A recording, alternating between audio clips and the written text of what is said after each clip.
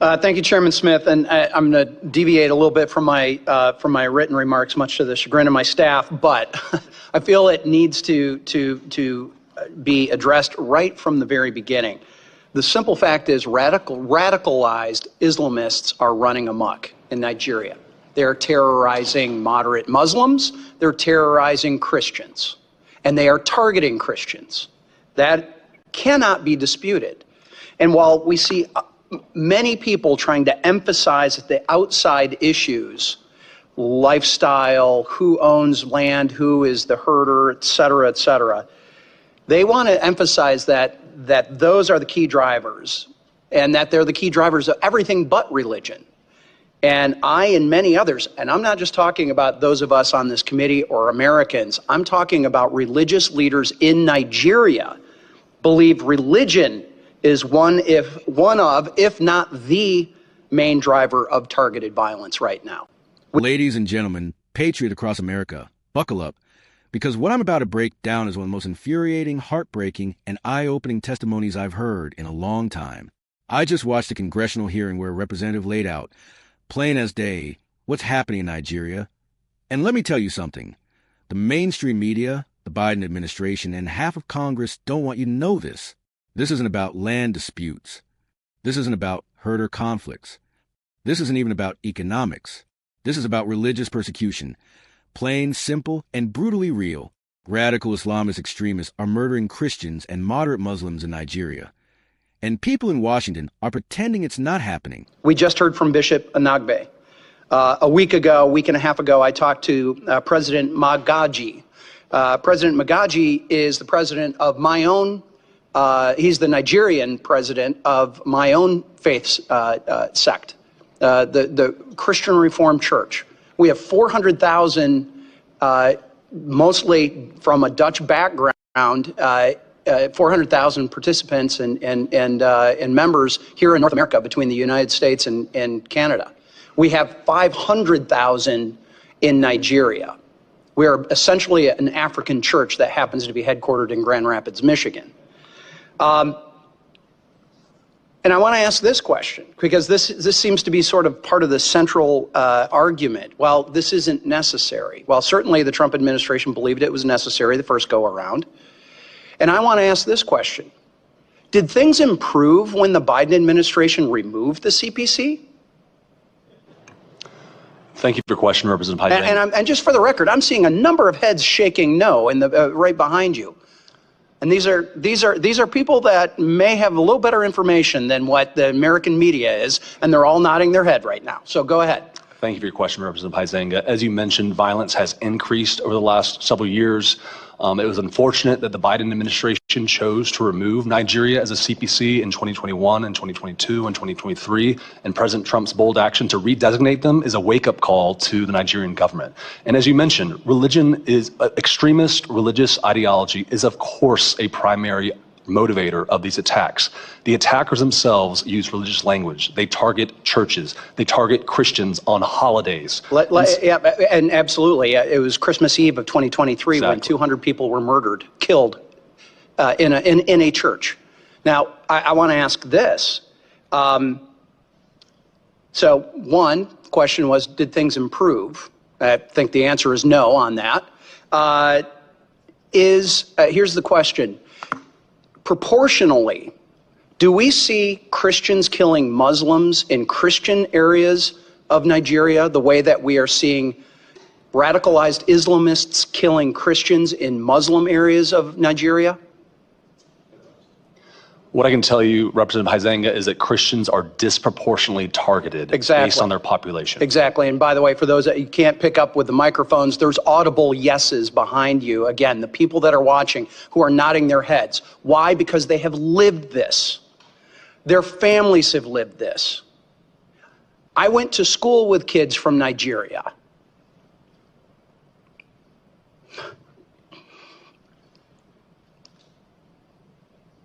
I've got neighbors who've been missionaries there, who have family there, who have friends there, who know this is going on. Yet we've got not just the mass media, we got people within Congress denying that this is happening. or certainly de-emphasizing it. It ought to be outrageous that it is Christians, moderate Muslims, anyone being terrorized by these radicalized Islamists in Nigeria, and we've got the Tinubu government sitting back and not doing enough. And I recently just was interviewed by Nigerian television, Arise TV, and that was really their question. Is the Tinubu government doing enough? And I had to answer, no, they are not. And I do not understand how a delegation can come here to the United States and downplay and come up with all of these other excuses as to why this is allowed to happen. It should be rejected and should be called out for what it is. And I've got a couple of other questions that my time has expired that I'm going to have to go and ask for them in written responses. But one of them I need to highlight is in Benue State, there's 1.4 million people who are considered internally displaced. Understanding that the administration has supported refugee assistance in dozens of other countries since taking office, what humanitarian assistance support are you providing or plan to provide to the IDPs in Benue and Taraba states, where many of those Christian communities reside? And I'll have to take the answer in writing.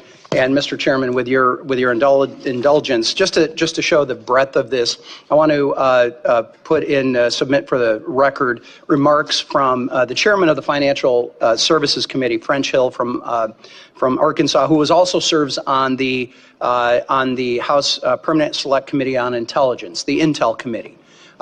And I serve as vice chair of the Committee of Financial Services. This is where many of those sanctions originate and the enforcement. And I will say this, sanctions are only as good as your willingness to enforce them.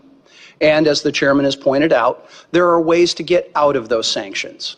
And that's through correct your behavior. So with that, Mr. Chairman, I'd like to submit the letter. Thank you. And with that, I yield back. When this representative said that radicalized Islamists are running amok in Nigeria, he wasn't exaggerating. He wasn't being dramatic. He was telling the truth, a truth that some people in power cannot stomach because it destroys their carefully crafted political narrative. And you know who does acknowledge it? The Nigerians in the room. People who have actually lived through this nightmare. Families who have watched loved ones be slaughtered. Communities who've been burned out of their homes. Christians who can't even celebrate holidays without fear of being massacred. These people were nodding their heads, audibly agreeing with the testimony. Because unlike the U.S. State Department, they don't have the luxury of pretending this isn't real. The CPC scandal. And then let's talk about the part that should make every American furious. The Biden administration removed Nigeria from the country of particular concern list. Let me repeat that. A country where Christians are being murdered in their churches. Taken OFF the list. That's not just incompetence. That's not just negligence. That is moral failure at the highest levels of government. And guess what happened after Biden removed Nigeria from the CPC list? Did the violence go down? Absolutely not. Everyone, from human rights groups to Nigerian church leaders to congressional experts, says it got worse. Meanwhile, it took President Trump, again, to step in with bold action and put Nigeria back on the CPC list. Because Trump understands something that career politicians never will.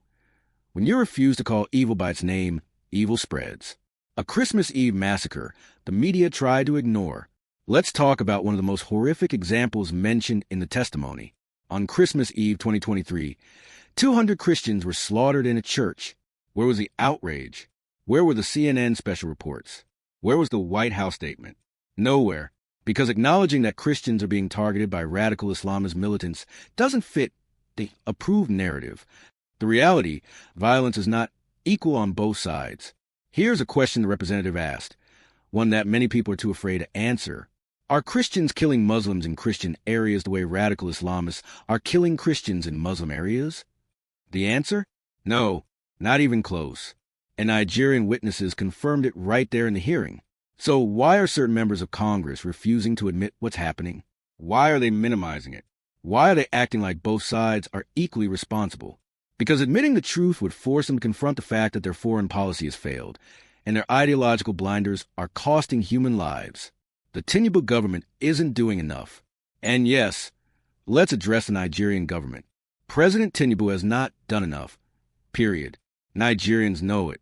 American analysts know it. The victims know it. But somehow, Nigerian officials find time to fly to Washington and lecture America about how things aren't as bad as they look. Give me a break. You don't get to minimize violence your own citizens are enduring, while 1.4 million people are displaced in Benue state alone. You don't get to spin political excuses while radical extremists burn Christian villages to the ground. Where is the humanitarian aid? The testimony asked a question the Biden administration should have answered years ago. What humanitarian support is the U.S. providing to the displaced Christian communities in Benue and Taraba? Silence. If these were any other group, Washington would be tripping over itself to act. But Christians? No press value. No political gain. That's the sad truth. Sanctions. Only as strong as the will to enforce them. And the final point hit hard. Putting sanctions on bad actors means nothing if you refuse to enforce them. The representative made it clear. There are ways out of sanctions, but only through behavior change. Not excuses, not political spin. Change. But you can't expect a weak administration to enforce strong policy. That's why the world is falling apart under Biden, and why our enemies aren't afraid of us anymore. Folks, here's the bottom line. Christians are being persecuted. Radical extremists are emboldened. Nigeria is suffering, and our government is failing to lead. This isn't just a Nigerian issue. It's a human rights issue. It is a freedom issue. It is a moral issue. And if America, the last great defender of religious liberty, won't stand up for persecuted Christians around the world, then who will? We need leaders who tell the truth. We need policies that confront evil. And we need an America that isn't afraid to stand up for its values. If you're tired of the lies, tired of the cover-ups, tired of the weakness, then hit that like, smash subscribe, and share this video so the truth gets out. Because mainstream media won't tell this story, but we will. God bless you. God bless Nigeria's persecuted communities. And God bless the United States of America.